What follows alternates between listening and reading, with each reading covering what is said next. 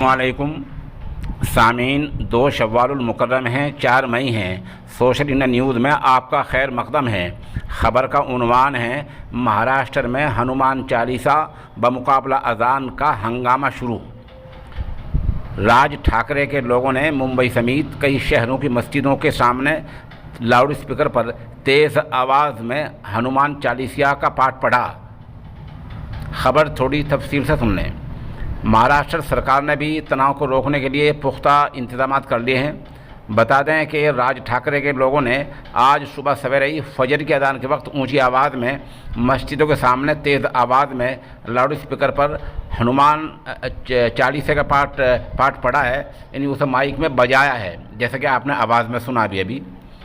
उधर मुंबई पुलिस ने मंगल की शाम यानी कल शाम ही महाराष्ट्र नवनिर्माण सेना MNS के चीफ राज ठाकरे को CRPC की दफ़ा 149 के तहत नोटिस जारी कर दिया है। इस नोटिस के तहत पुलिस बगैर अदालती हुक्म के ही ऐसे किसी भी आदमी को गिरफ्तार कर सकती है जिससे कोई बड़ा ख़तरा लाहिक हो सकता हो।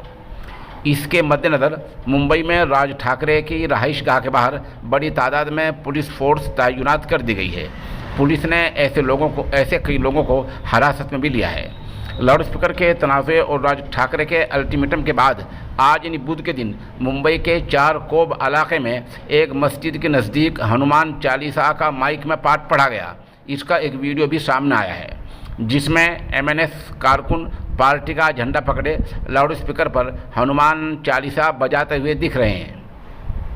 MNS के चीफ राज ठाकरे के लाउड स्पीकर तनाज़ों के दरमियान नागपुर शहर में 7,000 से ज़्यादा पुलिस एहलकार तैनात किए गए हैं। पुलिस कमिश्नर अमितेश कुमार ने कहा कि शहर में अमन बरकरार रखने के लिए तमाम बिरादरियों के रहनुमाओं से बात की गई है।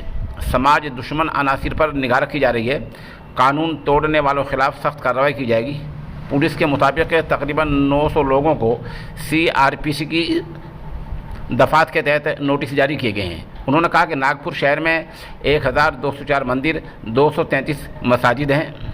तो बहरहाल हंगामा शुरू हो चुका है। अब देखना ये है कि आगे राज ठाकरे के खिलाफ क्या कार्रवाई होती है, कौन सी पार्टी राज ठाकरे के पुष्ट पर आती है, जैसे कि सामने आ रहा है, और सरकार इससे किस तरह निपटती है। बहरहाल जिस तरह हनुमान चालीसा को लेकर हंगामा किया जा रहा है, ये सही मानों में अजान का मुकाबला है और लोगों को मालूम होना चाहिए कि अजान में बमुश्किल 24 घंटे में 25 मिनट खर्च होते हैं। 4 मिनट 5 मिनट में एक वक्त की अजान पूरी हो जाती है, जिससे किसी को आज तक कोई दिक्कत नहीं हुई है, कोई परेशानी नहीं हुई है। ये फितना आज नया खड़ा किया गया है।